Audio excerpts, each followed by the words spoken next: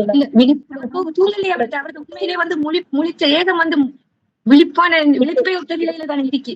விழிப்பா இருந்தா தானே கனவு காணலாம். அப்படின்னா இன்னைக்கு நாம தூக்கத்தில இருக்கமா விழிப்பா இருக்கமா? விழிப்பா இருக்கும். அப்ப அப்படி விழிப்பா இருக்கிறது நானா, இங்க மறந்து போய் கிடக்கிற உடல் நானா? அப்ப உறக்கத்தின் போது நான் உறங்கி கிடக்கிற ஆளா விழிப்பா இருக்கிற ஆளா? அப்ப உறக்கத்தில இருந்து சரியா மறதியில இருந்து விடுபட்ட உடனே இங்க நினைவு வந்தவுடனும் உறக்கத்தில் இருக்கிறாளா விழிப்பா இருக்கிறாளா? இப்பயும் விழிப்புல இங்க இப்பயும் விழிப்புல நீங்க இப்ப என்ன காண்றது என்ன கனவா இல்லையா? இந்த கனவை இப்ப கண்டுகிட்டு இருக்கிறது நான் என்று சொல்லி நான் அந்த விழிப்பை எடுக்கிறையா உறங்கிட்டிருக்கணுங்கிற அந்த நிலையை எடுக்கிறையா? அதான் இப்ப காண்போனுங்கிற நிலை. காண்போன் என்று சொல்லி நாம ஒரு நிலையை இப்ப பேசிட்டு இருக்கோம். எந்த நிலை என்றா கனவு காண்ற நேரத்தில நாம விழிப்பாக இருக்கிற நிலை. இப்ப இன்னைக்கு ஒரு சின்ன ஒரு விஷயத்தை புரிதலுக்கு எடுக்கணும். கனவுல வந்து கட்டுண்டு நின்று கண்ணை கொண்டு விழிக்கிற அந்த விழிப்பை சொல்றோமா, அந்த கனவையே காணக்கூடியதாக இருக்கிற அந்த காணுதல் என்கிற அந்த விழிப்பை இன்னைக்கு பேசுறோமா? எந்த விழிப்பை கிடைக்கும்? கனவுல கண்டுகிட்டு இருக்கிறங்க அந்த விழிப்பை கட்டுண்ட விழிப்பு இல்ல. அப்படி அந்த விழிப்பு அது விழிப்பு தான். ஐனிக்கு போயிட்டு கண்ணால பாக்கமா, ஐனி கண் இருக்கா கண்ணில்ல மட்டும்தான் இருக்கு. நுட்பமாக போய் நின்று பிடிக்கும் பார்வைதான் இருக்கு. அப்படின்னா அந்த பார்வை ஐனிக்கு என்ன செய்து கனவை பூரணமாக அப்படி பூரணமா பார்த்துட்டு இருக்கிற அந்த பூரணமாக பார்க்கிற அந்த காண்போன் அந்த பார்வை அந்த விழிப்பு பூரணமாயிருக்கா அதை எப்படி விளங்கி போடுற?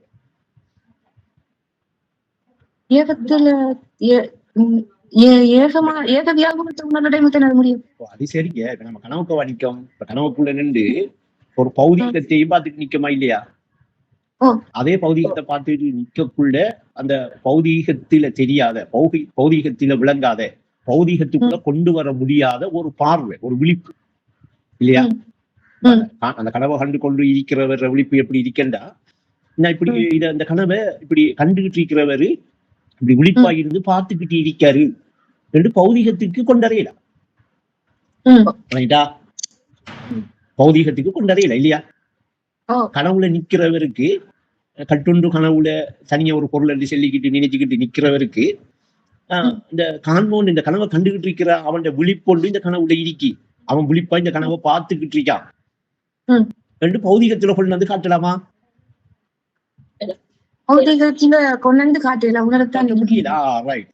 இப்ப சரியான அப்படி உணரத்தான் முடியும் என்று சொல்லி நீங்க உணர்ற நேரத்துல சரியா உங்களோட சும்மா உலகத்துக்காடு நீங்க தான் பார்த்துக்கிட்டு இருக்கிற காண்போனா இருக்கிறது நீங்க தான். இருந்தாலும் உங்களை பார்த்துக்கிட்டே இருக்கிற உங்களை விழிப்பா கவனிச்சுக்கிட்டே இருக்கிற அந்த காண்போனங்க அந்த நிலை அந்த கனவுல மறைமுகமா சூட்சுமா இருக்க இல்லையா? புரியுதா? நான் சென்ன காட்டுற இடம் புரியுதா? புரியுதா? அப்ப இப்ப நான் கேட்கிற கேள்வி என்னடா அந்த விழிப்பு அந்த பார்வை அந்த காண்போனுங்கிற நிலை கனவுல எய்னைக்கு இருக்கி எய்னைக்கு இல்ல நீங்க கட்டுண்டிருக்கிற அந்த நிலையிலையும் அந்த பார்வை இருக்கு. அப்படி என்ன அந்த விழிச்சு இருக்கிற அந்த விழிப்புக்கு காண்போன் இருக்கிற அந்த நிலைக்கு நீங்க மனசுல ஒரு விஷயம் நினைக்கிறீங்க இல்லையா? மனசுல உண்ட நினைச்சு உண்ட பாக்குறீங்க. நீங்க இருந்துகிட்டு இப்ப உங்களோட மனசுல நினைச்சு உண்ட பாக்குறீங்க. இதுவும் தெரியுமா இல்ல தெரியாம? அப்ப அவனுக்கு தெரியாம காண்போனா இருக்கிற அந்த விழிப்பா இருக்கிற அந்த நிலைக்கு தெரியாம இல்லாட்டி அவனுக்கு தெரியாம நீங்க என்ன நினைக்கலாம்? அப்ப நீங்க ஒரு நல்லதை நினைச்சாலும் அவனுக்கு தெரியும். அவன் வேதத்துல எப்படி சொல்றான்டா உங்களோட மனதில ஓடுற ஊசலாட்டம் கூட எங்களுக்கு தெரியாமல் இல்லை. இப்படி நாம இப்ப இந்த கனவுல இருக்கமா இல்லையா? சொல்றாங்க உலகம் நீண்டதோர் கனவுங்க. அப்ப இது கனவண்டி சென்னா இந்த கனவுல கட்டுண்ட புலனுக்கு அமைவா தெரிகிற மாதிரி பௌதீகமாக அந்த காண்போனுங்கிற நிலை வருமா, தெரிய வேண்டி இருக்கா, தெரியுமாண்டா இல்ல. ஆனா இந்த நிலையில அந்த காண்போன் கனவு கண்டு கொண்டிருக்கிற அவனுடைய விழிப்பு இருக்கா இல்லையா? அதே நேரத்துல அந்த இப்ப விழிப்பு இருக்கின்ற இடத்துக்கு இப்ப நம்ம வந்துட்டோம் பண்ணுவீங்களே, இப்ப நம்ம எல்லாருமே என்ன செய்யறோம், விழிப்பொண்டு இருக்கி அவன் கனவு கண்டுகிட்டு இருக்கிறவன் நித்திரையில இல்ல, உறக்கத்தில இல்ல, அவன் விழிப்பா இருக்கானே அல்லாமல் அவன் உடல் தாங்கி என்ன செஞ்சிருக்கி, மறந்திருக்கி, நித்திரையில கிடக்கு என்று சொல்லி நம்ம ஒரு புரிதல் எடுக்கமா இல்லையா? இப்படி எடுத்தோம்னா இப்ப நாம உறக்கத்தில இருக்கிற அந்த நிலையில சரிபடுறோமா, விழிப்பு என்கிற அந்த நிலையில சரிபடுறோமா? அப்ப இப்ப இன்னைக்கு அந்த விழிப்புல நாம சரிபட, அந்த விழிப்பான நிலையை உணர, அந்த விழிப்பான நிலையோட நம்மளோட உள்ளம் மறைமுகமா சம்பந்தப்பட்டுக்கிட்டே இருந்துச்சேண்டா அந்த உறக்க நிலை என்ன செய்யும், அந்த நித்திரை என்ன செய்யும், நீங்கும். அப்ப இனி அந்த நித்திரைங்கிற நிலை நம்மளோட உள்ளத்தில அப்படி ஒரு நிலை இருக்குமா? ஆனா இவ்வளவு நாள் எப்படி இருந்துச்சுன்னா நான் நித்திரையில உறக்கத்துல கனவு கண்டேன் தானே இருந்துச்சு. இப்ப எப்படி மாறுது? நான் விழிப்புலதான் நான் கனவு காண்றேன், நான் விழிப்பாத்தான் இருக்கேன், நான் காண்றது என்னுடைய அறிவுல, என்ற உணர்வுல, இல்லாட்டி என்ற பார்வையில எனக்கு தெரிகிறது தான் கனவு அல்லாமல் அந்த கனவுல என்னுடைய பார்வை இல்லாத இடமே கிடையாது. அப்ப நான் கனவு என்று காண்ற நிலையில நான் விழிப்பா இருக்கேன். என்னுடைய விழிப்புலதான் என்ன செய்யுது, இந்த கனவு வெளியாகி எனக்கு காட்சியாக தெரியுது. எங்க கூட இப்ப எனக்கு என்ன நீங்குது, நித்திர நீங்குதா இல்லையா? அப்போ சார் என்ன சொல்றாங்க, நிந்திக்கு நவ்வாமா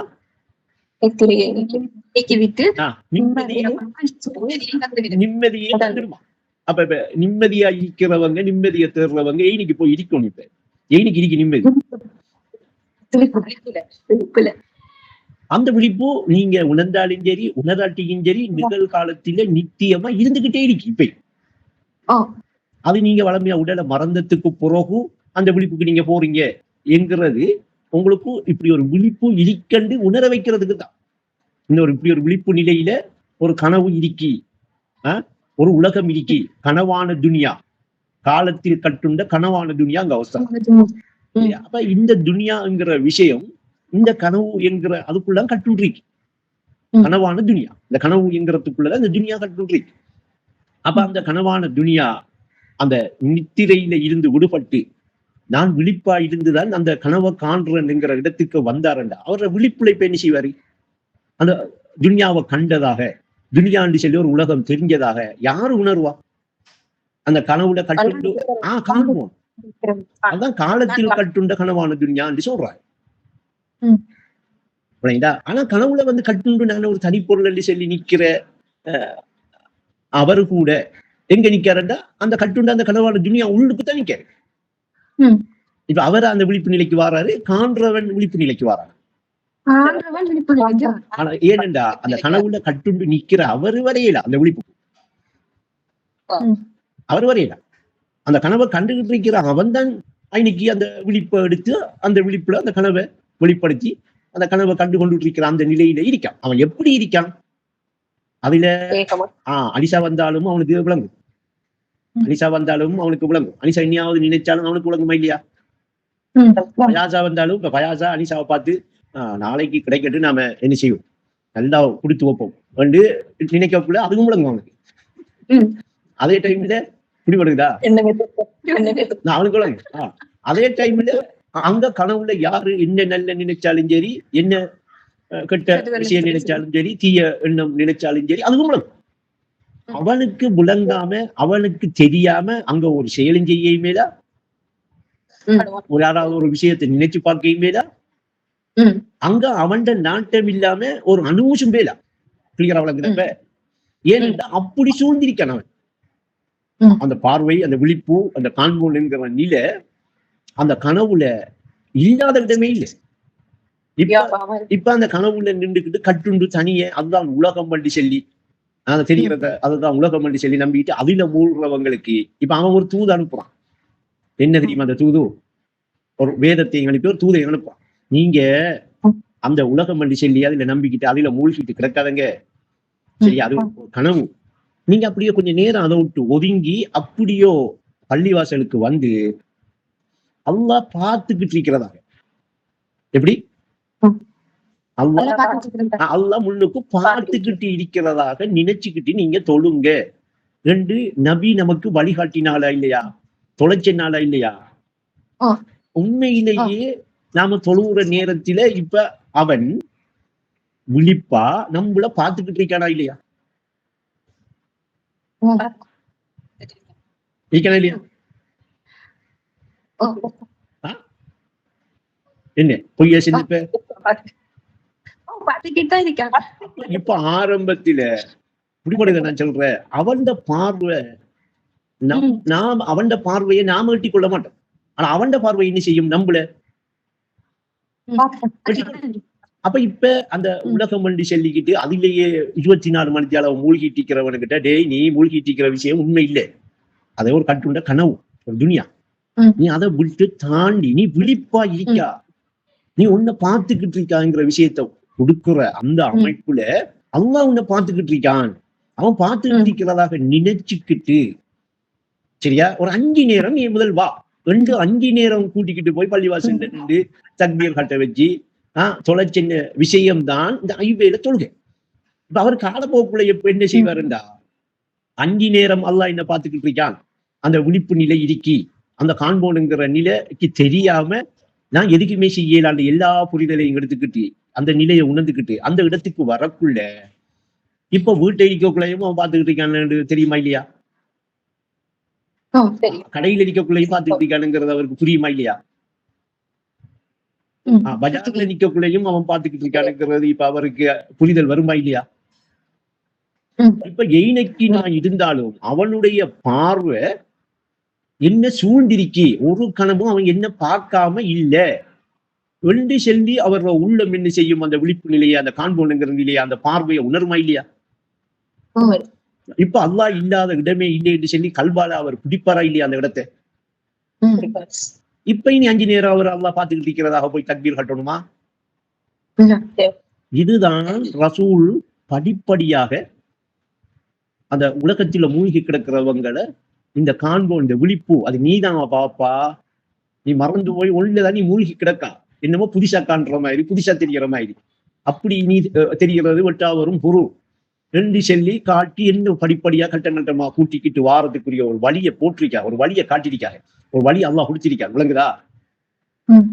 அப்ப எந்நேரமும் இப்ப நீங்க நான் ஏகம் என்று சொல்லி அந்த நிலையில தரிப்பட்டு இந்த காண்போன்ங்கிற நிலைக்கு நீங்க வரக்குள்ள இந்த கனவுல நீங்க நான் இப்ப என்ன புரிய வச்ச விளங்கப்படுத்தின இந்த விழிப்பு நிலை கிட்டதான் இப்ப நீங்க வருவீங்க. அப்ப இப்ப உலகம் என்கிறது உங்களோட விழிப்புல இருக்கும். உங்களோட விழிப்பு காண்போன் அந்த பார்வை இந்த உலகத்தில இல்லாத இடமே இல்லாத அளவுக்கு உணர்வீங்களா இல்லையா? அது சூழ்ந்து இருக்கிற நிலையை புரிவீங்களா இல்லையா? அந்த இடத்துக்கு உங்களோட கல்வி வருமா இல்லையா? அதுக்கு செய்யணும் என்ன? அந்த நித்திரையை நினைக்காம ஆழ்ந்த உறக்க நிலையில சரிப்படாம அதே நிலையில இந்த நான் அமைந்திருக்கிற இந்த விழிப்பு நிலை இருக்கே, அந்த நிலையை நான் என்று சொல்லி நான் என்ன செய்யணும்? இப்ப அந்த நிலையை தரிப்படணும், அந்த நிலையில உட்காரும், அந்த நிலையில இந்நேரமும் இருக்க பார்க்கணும். இப்ப ஒரு கேள்வி, இப்ப நம்ம பேசுறோம் தானே, புரிதலுக்கு எடுக்கும் தானே, காண்போனுங்கிற ஒரு நிலை இருக்கி அதை நம்ம எடுக்கணும், நானுங்கிற உணர்வை பெறணும் அப்படின்னு சொல்லி. ஆனா இப்ப நம்ம எல்லாம் உயிரோட இருக்கோம், உணர்ந்துகிட்டு இருக்கோம். இது கட்டுண்டதானே? எப்படி? இப்ப பொதுவா இந்த காண்போனுடைய நிலைய உணர்ந்து அறியாத நிலையில காண்போனுங்கிற நிலைய நீங்க உணர்ற இடம் இல்ல, அந்த ஏகம்ங்கிற நிலைக்கு போய் இருக்க மாட்டோம். அந்த ஏகம்ங்கிற நிலை இப்ப எப்படி இருக்க மாட்டா? அவர்கிட்ட உண்டு உடுத்து உறங்கி விழிக்கிற நிலையா இருக்கும். அப்படின்னா நிக்கிற தூக்கத்துல இருப்பேன். இப்ப நேத்து நீங்க உறவாட்டம் முடிஞ்சதுக்கு போற பெரிய ஆர்கியூமெண்ட்ஸே போனேன். நல்ல அப்படித்தானே இருக்கணும், விடக்கூடாது. எந்நேரமும் இதை பேசினாலும் உங்களோட அறிவு குருடு பத்த மூணு பேரு பேசி 2 பேர் நைசா அந்த புரிதல் கொடுக்கணுங்கிற மாதிரி பேசாங்க. ஒரு நாள் நின்று கடைசி வரைக்கும் பிடிச்சி எழுதி வச்சிருக்கேன் உங்கள்ட்ட கேட்க சொன்னேன். அது ஒரு தைரியம். நான் அதை நிசார் ஜேபியிலே பார்த்தேன் உங்க தைரியத்தை. அது தைரியம். அந்த தைரியம் துணிகரம் கண்டிப்பா இந்த அறிவை தேர்ற விஷயத்துல நாம இருக்கோம். செல்றாங்களே சரியா தஞ்சலுவாக ஏண்டெல்லாம் மடையன் மாதிரி மடத்தனமா போகக்கூடாது. யாரு சொன்னாலும் நான் சொன்னா கூட முதல் உங்களோட அனுபவத்தோட என்ன செய்யணும் அவருக்கு தார விளக்கம் அமையும். சரி, கற்பனைக்கு கூட்டிக்கிட்டு போற மாதிரி இருக்கக்கூடாது. உங்களுக்குள்ள இருக்கிற ஒரு அனுபவத்தை கொண்டவர் என்ன செய்யணும் உங்களுக்கு இப்ப நான் உங்களுக்கு காண்போன் என்று சொல்லி விழிப்பென்று சொல்லி நான் காட்டுற நிலை நான் உணர்ந்து எனக்கிட்ட இருக்கிற நிலையா நீங்க அதை உணர்ந்து உங்களுக்கிட்டே அந்த நிலை இருக்கா நம்ம புரிய வச்ச உடனே நீங்க புரிஞ்சு கொள்றீங்க. அதனால உண்மையில காண்போன்ற கனவை கண்டுகிட்டு இருக்கேன். கனவை நான் காலையில ஒளிம்பி நான் இப்படி எல்லாம் கனவுல கண்டேன் என்று சொல்லி ஒளிம்பி இவர் சொல்றாருண்டா சரியா? அந்த அந்த கனவு கண்டவர் தானே சொல்றாரு. அந்த மறந்து போய் கிடந்த அந்த உடல் செல்லுதா? அது கண்டையா? அந்த உடல் இருக்கிற அந்த கண் போய் அந்த கனவை பார்த்தியா? இல்ல. அப்படித்தான் அந்த அந்த உடல்ல இருக்கிற கண் தான் அந்த கனவை கண்டேன் எடுத்து அவர் உறங்கல் என்று அர்த்தம்.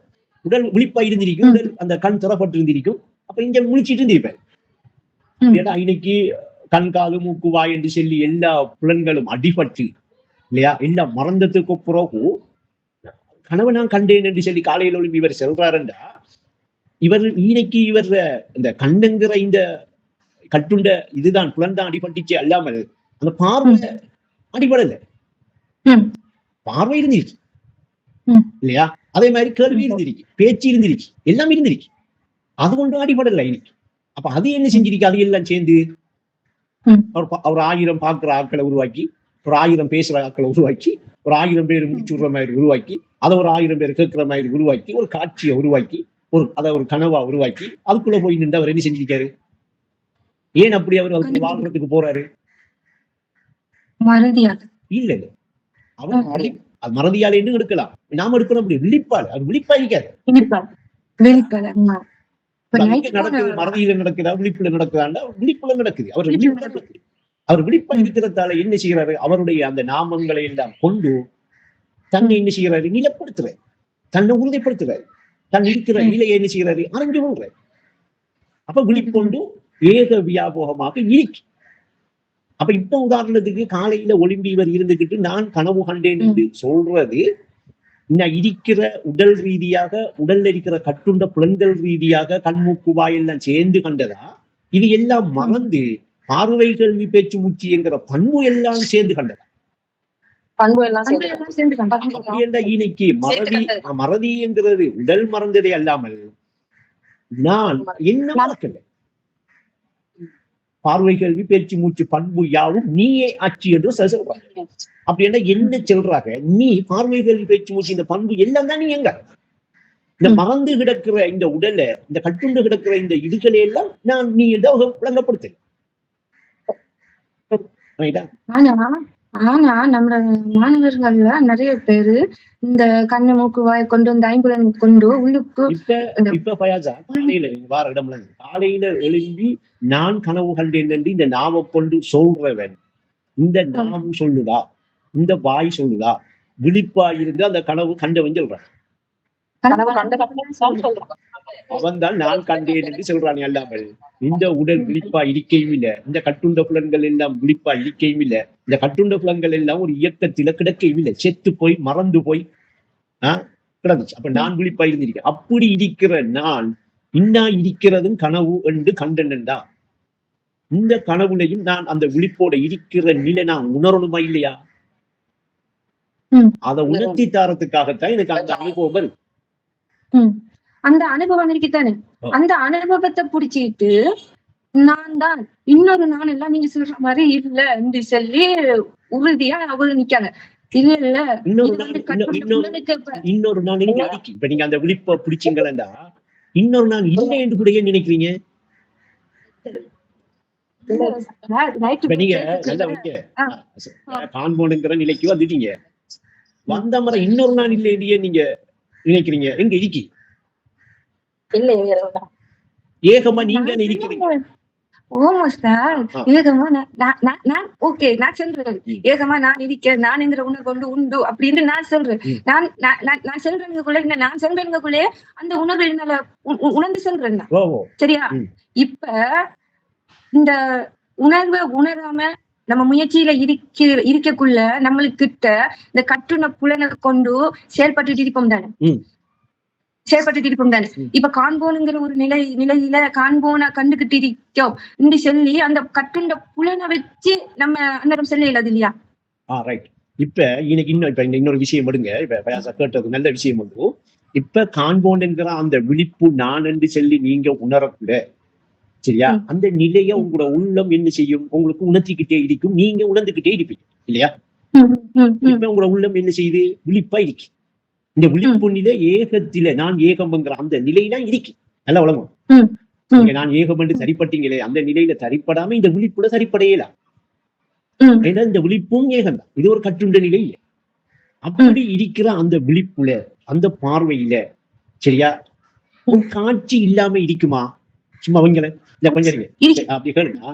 ஒரு காட்சி ஒன்று இல்லாம பார்வை இருக்குமா? சும்மா உதாரணத்துக்கு வைங்களேன், எங்க அதோட இப்படியே நான் இருக்கேன்னு வைங்களேன், என்னட்ட என்ன கேட்பீங்கடா? என்னத்தை பார்த்துக்கிட்டு இருக்கிறீங்க என்று கேட்பீங்க இல்லையா? அப்படி என்ன அர்த்தம் பண்ணா நான் பார்வை இருந்தா ஏதோ ஒன்றை பார்க்குதுன்னுதான் அர்த்தம். இன்னொரு பக்கம் ஏதோ ஒன்றை பார்த்துக்கிட்டு இருந்தா தான் அதுக்கு பார்வை என்னன்னு சொல்லலாம். இப்படி பண்ணுங்க நான் சொல்றது. பார்வை என்ன செய்யணும்? ஏதோ ஒன்று தெரியும், ஏதோ ஒன்று தெரியலட்டி இன்னைக்கு ஒரு காட்சியும் இல்லை, காண்ற நிலையும் இல்லை. காண்ற நிலை ஒன்று இருக்கண்டா இன்னைக்கு என்ன இருக்கும்? ஒரு காட்சி இருக்குமா இல்லையா? அப்ப இப்ப காண்போன்ங்கிற நிலையில காட்சி இருக்கு. அந்த காட்சி என்ன? அவன்தான் கனவினில் கண்ட பொருள் காண்போனை தனை என்று கருவினில் வேறியாம். அப்ப அந்த காண்போனா இருக்கிறவன் தன்னைத்தான் என்ன செய்யறான்? இன்னைக்கு காண்றான், காட்சியா எடுக்க. அப்ப இப்ப உதாரணத்துக்கு இதை நீங்க விளங்கிக் கொள்றேன்னு சொன்னா, காலையில ஒழும்பி கனவை நீங்க சொல்லக்கூட அந்த கனவுல நானும் வந்திருந்தேன் என்ற ஒரு வார்த்தை பயன்படுத்துறீங்களா இல்லையா? அந்த கனவுல பயாசா வந்த, அனிஷா வந்த, ரம்ஜியா வந்த எல்லாம் நானும் வந்திருக்கேன் என்று சொல்லி சொல்றியா? ஆனா அனிஷா என்று கண்ட அவையத்தான் அவன் நானும் கனவுல நின்று நீங்க எல்லாரும் நின்றீங்க என்று சொல்ற. அப்ப அனிஷா நான் என்று எதை எடுக்கா? உருவத்தை உடல் எடுக்க கூடாது இன்னைக்கு. என்னடா இன்னைக்கு நான் என்று சொல்லி அதை மட்டுமே சொல்றதுக்கு காரணம், அதை மட்டுமே எடுக்கிறதுக்கு காரணம், அதை மட்டுமே நானும் வந்திருக்கேன் என்று அந்த நான் உணர்த்துறதுக்கு காரணம் அது உருவத்தா இன்னைக்கு என்ன செஞ்சிருக்கு? இங்க அனிஷா இருந்த அதே உருவத்தை கனவுல உணர்ந்திருக்கு.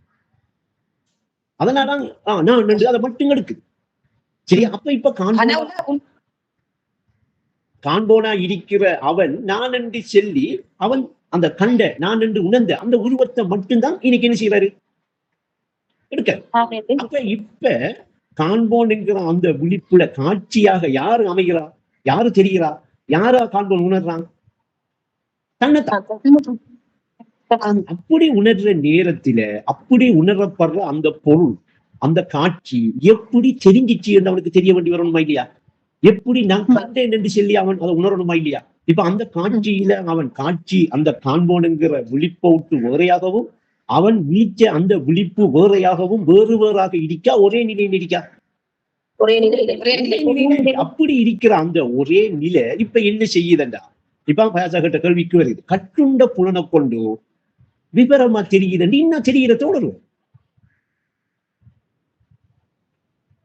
இப்ப கட்டுண்ட இந்த கண்ணை கொண்டு சரியா பார்க்கும் கண்ணை கொண்டு பேசும் நாவை கொண்டு பிடிக்கும் கரத்தை கொண்டு நடக்கும் கால்களை கொண்டு அந்த நான் ஆகி இருக்கிறதவர் உணர்வேன். இப்ப கண்ணை கொண்டு தெரிகிறது யாருடைய காட்சி? இப்ப அப்ப இன்னைக்கு காண்போன் நான் என்று சொல்லி உணர்ந்த தன்னுடைய உருவத்தை சரியா விவரமாக பார்க்கிறேன். என்ன செய்யணும்? எப்படி நான் இதை உணர்ந்தேன், எப்படி நான் இதை நான் என்று கண்டேன், எப்படி நான் இது எனக்கு தெரிஞ்சிச்சு. இப்ப ஏகமா இருக்கிற ஐனைக்கு ஏதாவது ஒரு உருவம் இருக்கா? அப்படி ஏகமா இருக்கிற நான் அந்த விழிப்பு நிலையில இருந்து சரியா விழிப்பு என்கிற இடத்துக்கு நான் வாரணுண்டா விழிக்கிறேன்டா எனக்கு ஒரு காட்சி தேவையா இல்லையா? ஒரு காட்சி இல்லாம நான் எப்படி விழிப்பு நிக்குமா? விழிப்பு என்ற பார்வைக்கு ஒரு காட்சியை கொடுக்காட்டி, சரியா? பார்வை ஏதாவது காணாட்டி பார்க்காட்டி அந்த பார்வை நிக்குமா? அந்த பார்வை என்று சொல்லுவோமா? அப்ப அந்த பார்வைக்கு அந்த விழிப்புக்கு அந்த காட்சியாக அவனே என்ன செய்யறான்? அறிவுல வெளியாகிறான். அப்ப ஆதியின் பிம்பமாய் அறிவிலே வெளியாகி அறியாமல் நிற்பதேனோ, காலத்தில் கட்டுண்ட கனவான துனியா உன் கவனத்தை ஈர்ப்பதேனோ என்று சொல்றாங்க. இப்ப அப்படி வெளியாகி நிக்கிற அந்த பிம்பம் தான் அந்த காண்போனுங்கிற நிலையில இருந்து நான் என்று சொல்லி தன்னை உணர்ந்து கொள்றதாகவும் தன்னை காண்றதாகவும் தான் தெரிகிறதாகவும் எடுக்கிற அந்த உருவம். இதத்தான் உண்மையின் உருவம் உண்மையாய் நீயே உணர்ந்திடில் திரையில்லை உணர்வாயி உத்தமர் உணர்த்திய சத்திய களிமாங்க. அந்த உருவத்தை இன்னைக்கு என்னன்னு சொல்றாங்க? சத்திய களிமாங்க. அப்ப இந்த களிமாவை அந்த உருவத்தை நீங்க நான் என்று உணர்ற அந்த காண்போனுங்கிற நிலைக்கு நீங்க வந்தீங்களா, வந்து இருந்து அதை உணர்ந்தீங்களா, அதை எப்படி உணர்ந்தீங்க? அது எப்படி உங்களுக்கு தெரிஞ்சிச்சு? எப்படி அது தெரிய வந்துச்சு? ரெண்டெல்லாம் நீங்க அறியணுமா இல்லையா? உங்களுக்கு அதெல்லாம் மறைவா இருக்கணுமா? மறைவா இருந்தா நீங்க ஏகமா இருக்கிற இருப்பு இல்லையா? இல்லை. அப்படி எல்லாம் இருக்கிறதாலதான் அப்படி செஞ்சு சென்று அறிகிற நிலைக்குதான் இப்ப வந்து நிக்கிறீங்க. இப்ப நைட்டு பேசிட்டு கடைசி ரிஃபைன் நானோட தான் பேசினேன்.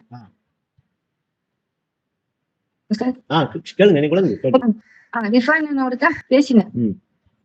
இப்ப ஆல்ரெடி நீங்க ஒரு வாட்டி முடிஞ்ச உடனே பேசிட்டு உருவ பிடிக்கிறேன்னு சொன்னா, இப்ப இந்த பார்வை அந்த இதுல வச்சுக்கிட்டு உணர்ற இதுல இந்த முகத்தை தானே உணர்றோம். அப்ப நம்ம பார்க்க போறது இந்த முகத்தை தானே அப்படின்னு சொன்ன மாதிரி பேசிட்டு இருக்கக்குள்ள, அப்ப நான் இப்ப உருவா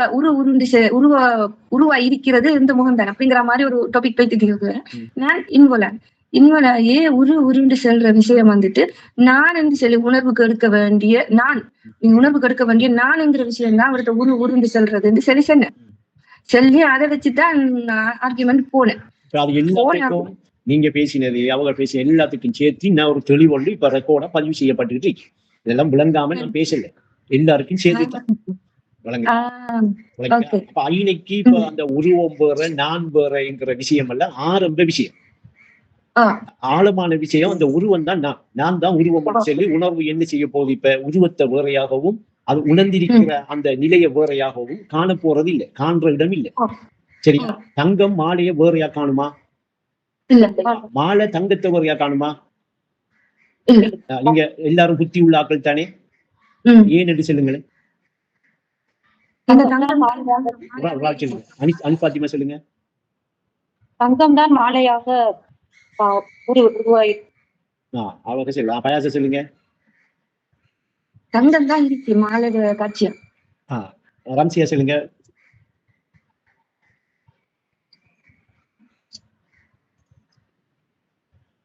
இருப்பது தங்கம் தானே. அனிசா பாத்திமா சொல்லிட்டீங்களே, சந்தர்ப்பம் தந்துடலாம். அனிஷா சொல்லுங்க. தங்கம் தான் மாலை தான் தங்கமாக இருக்கு. ரம்சியா என்ன ஒன்று வருது? கேள்வி விலங்கல் அந்த கவரேஜ் கொஞ்சம் இருக்கிறதுல. சாஜிதா உங்களோட பேச போறீங்களா? சாஜிதா, நீங்க உங்களுக்குள்ள வேற சத்தம் எல்லாம் வருது. இப்ப என்ன பேச போறீங்களா? சொல்றீங்களா? சொல்லுங்க. இல்ல சார், தங்கம் தான் வந்து மாலை உருவத்தில் படிக்கிட்டு இருக்கு சார். இப்ப கேக்குற என்னடா, தங்கமும் மாலையும் உண்டா? தங்கமும் மாலையும் வேற வேறையா? கொஞ்சம் சார்.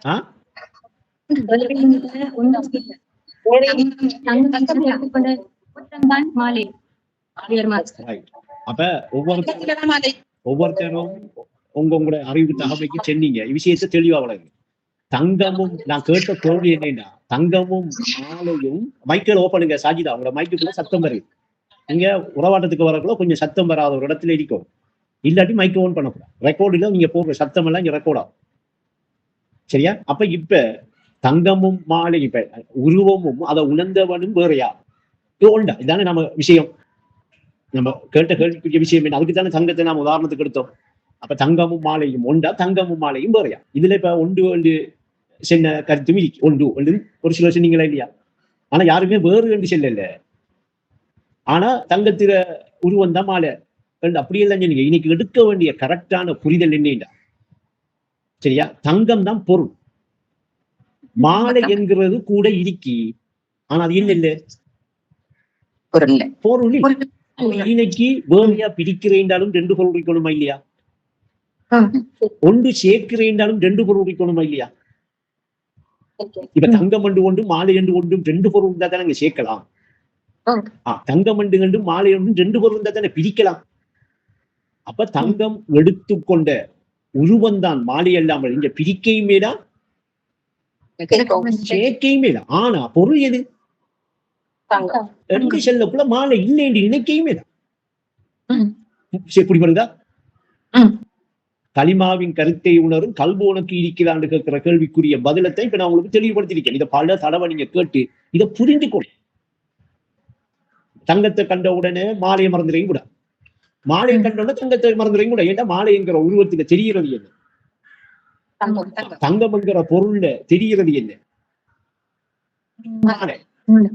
இப்ப பிரிக்க முயற்சி எடுக்கிறவங்களும் பிரிக்க மாட்டாங்க, சேர்க்க முயற்சி எடுக்கிறவங்க அதைத்தான் ஏன் நான் கேட்டேன். அப்ப இன்னைக்கு என்ன பதில் வரணும்டா? பொருள் ஒன்றுதானே, தங்கம் தானே பொருள். இப்ப தங்கத்தோட மாலையை சேர்க்கிறதுக்கு மாலை ஒரு தனிப்பொருளா இருக்கணும், தங்கத்துல இருந்து மாலையை பிரிக்கிறதுக்கு மாலை ஒரு தனிப்பொருளா இருக்கணும். அப்ப உஸ்தாத் இதை புரிய வைக்கிறதுக்காக எப்படி எழுகிறார்கள்னா, பூனாரம் பல உண்டு எங்க, பூனாரம் பல உண்டுங்க, இல்லைன்னு சொல்லுங்க. நாம எடுத்த உடனே தங்கம் தான் பொருள் என்ற உடனே இல்லைன்னு முடிவுக்கு வந்துடும். தங்கம் தான் பொருள் என்ற உடனே அப்ப பூனாரம் மாலை இல்லை, இந்த தங்கம் தான் இருக்கின்ற முடிவுக்கு வந்துடும். இல்லாட்டி தங்கமும் மாலையும் உண்டா இருக்கின்ற முடிவுக்கு வரும். கொண்டு அதை இல்லாமக்கிறோம், இல்லாட்டி அதோட கொண்டு சேர்த்துடுறோம். ஒஸ்தாதி சொல்ல வாராக இந்த பாட்டு எழுதி வைக்கிற முறைக்கு பூனாரம் பல உண்டு. அப்படின்னா பாப்பு மாலை மின்னி எல்லாம் உண்டு, இல்லை என்று சொல்லல. பொன்னன்றி பொருள் ஏதென்று கேட்காங்க. அப்ப இதை கொஞ்சம் நுட்பமாக நல்லா அறிவை கொஞ்சம் ஆழமா எடுத்து அறிவுல சிந்திச்சாதான் இது என்ன செய்யப்படும் நமக்கு. அதுக்காக எப்படி சொல்றாங்கன்னா, பூனாரம் பல உண்டு பொன்னன்றி பொருள் ஏது பொருட்கானை சிந்தித்து பாருங்க. பொருட்கானோடு சிந்தித்துப்பார். பூனாரம் பல உண்டு பொன்னன்றி பொருள் ஏது பொருட்கானோடு சிந்தித்துப்பார். இந்த ஏன் பொருட்கானோடு சிந்திக்க சொல்றாங்க? பொருட்கான் என்ற என்ன? பிரிச்சு அறிவிக்கிறது. அப்படி இப்ப தங்கத்தை மாலையும் பிரிக்கலாமா, சேர்க்கலாமா? அதுக்காகத்தான் சொல்றாங்க, நீங்க சிந்தனையில அறிவுல என்ன செய்ய, பிரிச்சு என்ன செய்யாத, சிந்திங்க. இப்ப அறிவுல போய் நின்றுக்கிட்டு நீங்க என்ன செய்யலாம், அந்த தங்கத்தையும் மாலையும் எடுத்து மாலை என்று பிரிச்சு தங்கத்தையும் கொஞ்சம் அறிவுல பிரிச்சுங்களா, மாலை உருவமா தெரியும். அப்ப பொருள் எது? அப்ப மாலை இல்லாம இருக்குமா? அப்ப காண்போன் என்கிற நிலையில இருந்து நான் என்று சொல்லி நீங்க உணர்ற அந்த உருவம், அந்த நான் என்கிற உணர்வை விட்டு வேறையா? அது உணர்வோட வந்து சேர்ந்துச்சா? உணர்வை விட்டு பிரிஞ்சிச்சா? அதனாலதான் நீங்க என்ன செய்யறீங்க, அந்த விழிப்பு நிலையில காண்போன் என்கிற நிலையில நான் என்று அதை எடுக்கிறீங்க. அது உங்களோட சொந்த உருவம், நீங்க ஏற்கனவே உணர்ந்திருக்கிறீங்க. இங்க மறந்து போய் கட்டில படுக்கிற வரை என்ன உருவத்தில் இருக்காது, ஏற்கனவே உணர்ந்து அந்த உருவத்தில நிற்காது. அந்த உருவம் தானே கனவுல அவருக்கு தெரியும். தெரிஞ்சோன்னா அதை மட்டும்தான் அவர் நான் என்று எடுக்கிறார். அப்படி அதை மட்டும் நான் என்று எடுக்கிறதுக்கு என்ன காரணம் என்றா, ஏற்கனவே அவர் நான் என்று சொல்லி இங்க உணர்ந்து இருக்காரு. அவர் உணர்வுல உணரப்பட்ட அந்த உருவம் இருக்கு. அதை பிரிக்கலாமா, சேர்க்கலாமா? ஏனென்றா ஐனைக்கு பொருள் எது? உணர்வுதான். அது தன்னை உணர்ந்திருக்கிற உருவம் தான் எது? ஆனா தெரிகிறது. அப்ப ஏகமா இருக்கிற அவன் விழிப்பு என்கிற அந்த நிலையில இருந்து, காண்போன் என்கிற நிலையில இருந்து பொருளாக யாரை பார்க்கான், யாரை உணர்றான், யாரை எடுக்கான்? வேறையாவ எடுக்கான், ஒன்றா இருந்தா எடுக்கான். அப்ப அப்படி அவன் தன்னிலையில உணர்ந்து இருக்கிறத உணர்றான். அவன் தன்னிலாம் உணர்றான். அவங்க எடுக்க வேற எங்கேயும் போகையும் இல்லை, அவன் எடுக்கிறதுக்கு உணர்றதுக்கு வேறையா எங்க இருந்து அவனுக்கு அது வரையும் இல்லை. அப்ப தண்ட சூரத்தை தான் தன்னுடைய அறிவுல என்ன செஞ்சிருக்கான், வெளிப்படுத்திருக்கான். இப்படிப்படுதா? அப்ப ஆதியின் பிம்பமாய் அறிவுடைய வெளியாகி இருக்கிறது அந்த ஆதியுடைய பிம்பம். அப்ப இப்ப வெளியாகி இருக்கேன்னா அறிவுல இப்ப காண்போன்ங்கிற நிலையும் அந்த நான் என்று சொல்லி அந்த உருவத்தை உணர்ற நிலையும் எங்க நடக்குது? அவனிடத்துல நடக்குதா? அவனுடைய அறிவுல நடக்குதா? அப்படி அவனுடைய அறிவுல நடக்கிற விஷயம் அவனிடத்துல நடக்கிறதாகத்தான் எடுக்கணும். அவனுக்கு அந்த அறிவும் அவனும் வேறையா? இல்ல. அப்ப இப்ப ஐனைக்கு அந்த உருவத்தை அவன் உணர்ந்தது பேரண்டமாக இருக்கி என்று சொல்லி நாம உணர்றேன்டா, அகிலமாக இருக்கி என்று நாம அறிகிறேன்டா. அதை நான் என்று அந்த காண்போன் என்கிற அந்த விழிப்புல இருந்து நாம அதை எடுக்கிறதால அதை உணர்றதால அறிகிறோம். அப்படி வரக்குள்ள இப்ப பயாசாப்பதை கேட்டமாயிரி இந்த கட்டுண்ட புலனுக்கு அமைவாக இன்னும் தெரிகிற எல்லாம் எண்ணியாக மாறிடும். அதை உணர்ந்து கொண்டிருக்கிற அவனுடைய காட்சியாக மாறிடும். அவனுடைய காட்சியாத்தான் மாறும். வேறு இருக்காது. வேறென்று காண்ற நிலை இருக்காது. வேறென்று காண்ற இடம் பெறாது. அதுதான் அக்கை உணரா கடின குணத்தை கலைந்து வேரோடு அறுக்கணும். வேறு காணும் வியப்பு உணர்வை வேரோடு கலைந்து ஒதுக்கணுமுங்க. இப்ப தௌஹீதுங்க இருக்கு. கண்ணை மூடிட்டு தேடுறதா? கண்ணை திறந்து விட்டு தேடுறதா? கண்ணுக்கு இருக்கு சம்பந்தம் இருக்கா? அப்ப காண்போன்ங்கிற அவனுடைய இடிப்புல இருந்து அவன் விழிச்சிருக்கிற விழிப்பாத்தான் வரும். எது கனவுல அதை காண்ற நிலையில விழிக்கிற விழிப்பும் கட்டுண்ட நிலையில இருந்து விழிக்கிற விழிப்பும் ரெண்டு விழிப்பா? அவன் தன்னை உணர்ந்து கொண்டிருக்கிற நிலையாக மாறும். இப்ப கனவு இருக்காது. கனவு கலையும். இப்பதான் ஒரு நினைவுக்கு வாராரு, நிலையான இடத்துக்கு வாராரு. இந்த நினைவுக்கு வாரத்துக்கு நிலையான இடத்துக்கு வாரத்துக்கு இவர் முதல் போய் உணர வேண்டிய இடிப்பு, சொந்த இடிப்பு, சொந்த இடம்தான் இந்த உறக்கம். உறங்கி கிடக்கிற மறந்து கிடக்கிற கட்டுண்ட அந்த உடல் அல்ல.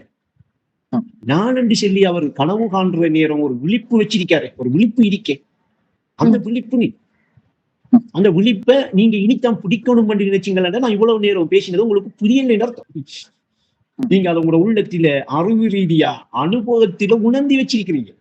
நான் உங்களுக்கு என்ன செய்யறேன்? இப்ப வந்து உங்களோட அனுபவத்தில இருக்கிற அதை பிடிச்சு உணர்த்தித்தாரன். இது உங்களோட சொந்த இடிப்பு நிலை. நீங்க இப்பயும் விழிப்பா இருக்கிறீங்க. உறங்கிடாதங்க, உறக்கத்துக்கு போயிடாதங்க. அப்ப உறக்கத்துல கொண்டு போய் போடுறான் யாரு? இப்ப குருட்டு செய்தான் இருட்டில் வீழ்த்தும் கொள்கை நோக்கை கண்டறி. ஏன் கொண்டு போய் உறக்கத்துல போடுறான் தெரியுமா? இந்த விழிப்பா இருக்கிற இந்த நிலையை அறிவை விடுவோமா இல்லையா? இப்படி இந்த அறிவை விட்டோம்னா இந்த விழிப்பா இருக்கிற நிலை என்ன செய்யும்? நமக்கு அமையாது. இந்த நிலைக்குள்ள போக மாட்டோம். இந்த நிலை நம்மளோட சொந்த இடிப்பு நிலை தான் என்று உணர மாட்டேன் இல்லையா? இது அவனுக்கு தேவையா இல்லையா? அப்ப அவன் என்ன செய்யறான்?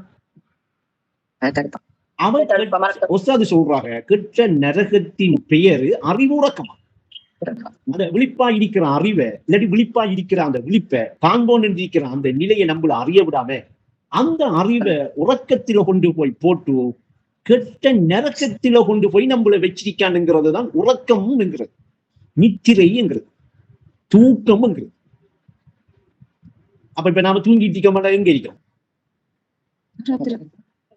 அப்ப நாம இறக்கும் போது என்ன செய்யறோம்? எரி நரகோட போறோம். அப்ப அந்த தூக்கத்தை நீக்கி வச்சு இந்த தூய களிமா என்று இந்த களிமா கிடைச்சா அன்னைக்கு தூயோன் துணை என்று சொல்லி ஒரு துணையும் கிடைக்கும். நித்திரைய நீக்கி விட்டு நிம்மதியை தருமா. எது? லவ்வாமா. நிந்திக்கும் லவ்வாமா. லவ்வாமாங்கிற இடத்துக்கு வந்தோம்டா நித்திரையை நீக்குமா. நீக்கி போட்டு நிம்மதியை தரும். அப்ப இப்பயும் நீங்க நிம்மதியா இருக்கிறீங்களா? நிம்மதி இல்லாம இருக்கிறீங்களா? ஆனா என்ன? அதை மறந்து போய் இருக்கிறதால நிம்மதியை தேடிட்டு இருக்கோம். தேடி அடைகிறோம். எங்கேயும் அங்க இருக்கு, அவர்கிட்ட இருக்கு, இவர்கிட்ட இருக்கு, அங்க இருக்கு, இங்க இருக்குன்னு தேடுறோம். எங்க இருக்கு நிம்மதி? உங்களோட உள்ளத்தில்தான் இருக்கு. எங்க இருக்கின்ற உள்ளத்தில? பள்ளத்தில இருக்கு. உங்களோட உள்ளத்தில இருக்கு. இப்ப எங்க இருக்கு? பள்ளத்தில இருக்கு. நீங்க அதை என்ன செய்யுங்க? பள்ளத்தில கிடக்குற அந்த நிம்மதி என்ன செய்யுங்க? மேல் அது நான் என்ற அந்த இடிப்புல இருங்க. அப்ப இப்ப ஏகம் என்று சொல்லி நீங்க போய் இருந்த நீங்க, நான் ஏகம் கட்டுண்ணாத நிலை என்று இருந்த நீங்க அடுத்த கட்டம் எந்த இடத்துக்கு வரணும், எந்த இடத்துக்கு வரணும், எந்த இடத்துக்கு வர வேண்டி இருக்கி, எந்த இடத்துக்கு வந்தா விழிப்பு வரும் என்கிற விஷயம் இப்ப புரிதலுக்கு வருதா இல்லையா? அப்ப ஏகமாக இருக்கிற நான் அந்த ஏகமா இருக்கிற நிலையை என்னுடைய கல்பு பார்க்குதா இல்லையா? பார்க்குதுன்னா என்னுடைய கல்பு ஐனைக்கு விழிப்பா இருக்கா இல்லையா? விழிப்பா இருக்கண்டா, அந்த விழிப்பு தான் இப்ப நமக்கு தேவை. நம்முடைய சொந்த இருப்பு அதுதான் காண்போன் என்கிற நிலை என்கிறதை இன்னைக்கு புரிஞ்சுக்கிற இடத்துக்கு வந்தீங்களா, அந்த நிலை என்ன செய்யும்? கொஞ்சம் கொஞ்சமா தெரியும், கொஞ்சம் கொஞ்சமா தெரியும் இடம் பெறும். இப்படிப்பட்டா விளங்கிட்டா? சரி, இதோட பாட்டு